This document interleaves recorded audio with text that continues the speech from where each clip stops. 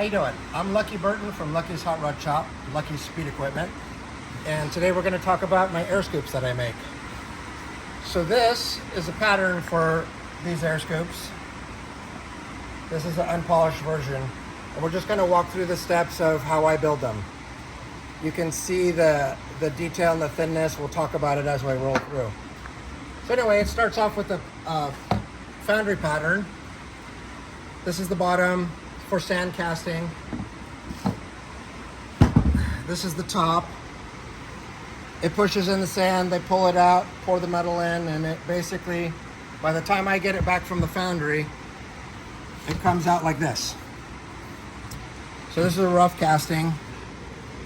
I intentionally have them just trim the gates and stuff off the pattern so I can have it back, because when they grind it smooth, they grind a flat section in it, and then I have to go back and reshape the whole thing with grinders. So it's easier if I start from this.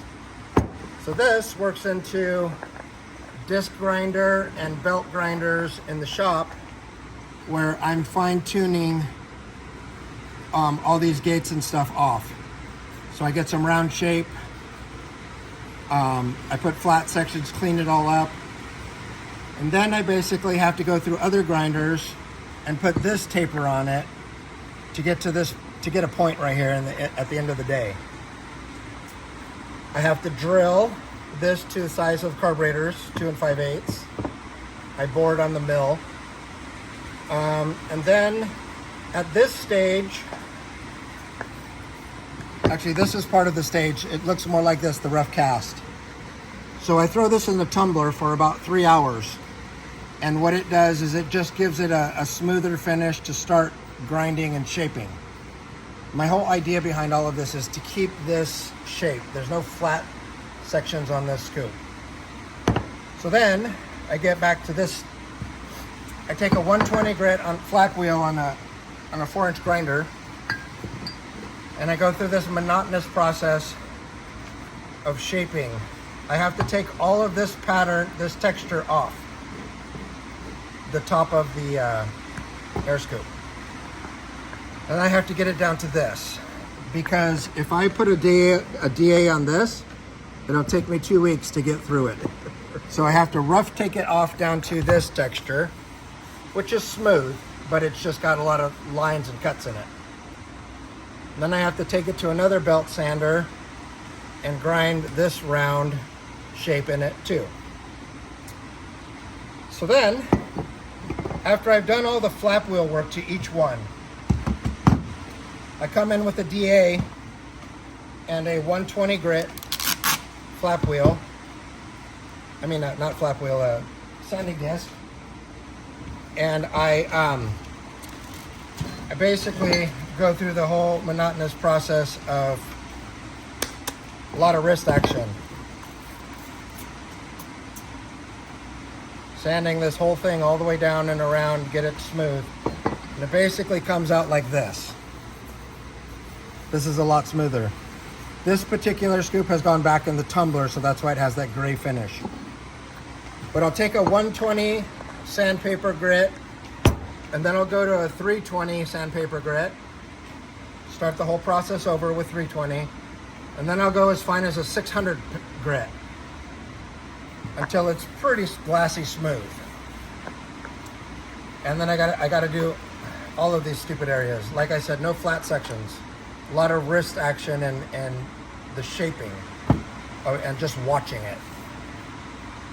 So then, once all that's done, I take it over to the polish wheels, and the product basically comes out pretty damn smooth, pretty damn shiny, and I can get a show polish on it.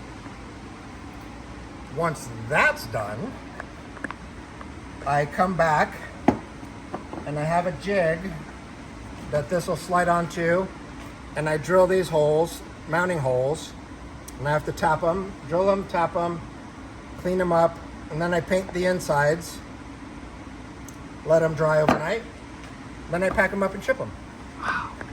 A lot of work, a lot of love, huh? There's 17 steps. 17 steps. From start to finish into a box of these air scoops. It's 42 minutes per air scoop of actual work 42 minutes, huh? each. Yeah. So when I price these, I price them at the top of the market, which is 125 bucks. I don't make any money on the air scoop. It's a passion project for me. Yeah. I love to see them on cars, and as long as people are buying them, I'll continue to make them. Yep.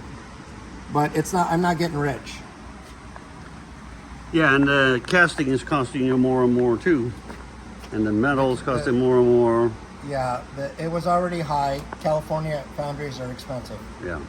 And then the Suez Canal happened, and everything went up another $5-10 per unit. Yeah. And it's just, there's no money in them, but they're really unique. They're the only scoops like this on the market. Yeah. And you'll never see them with fins, that's for sure. Yeah. No fins. No fins. Only at Lucky's. Well, I mean, it's a unique shape, and there's guys that literally say, I can put fins on anything and I'll sell it. Yeah. You probably will, but I'm not going to put fins on, and you know, I do things different. I don't try to do things the same as everything else you can see out there and you can buy. Beautiful. Well, thanks for walking us through the deal. And Absolutely, anytime. where can they get them? Lucky'sHotRods.com on my website. Okay, is there a phone number? No. No. Only on the website. Don't call me. All right, website again. Lucky'sHotRods.com. Beautiful. Thank you, Lucky. Thank you.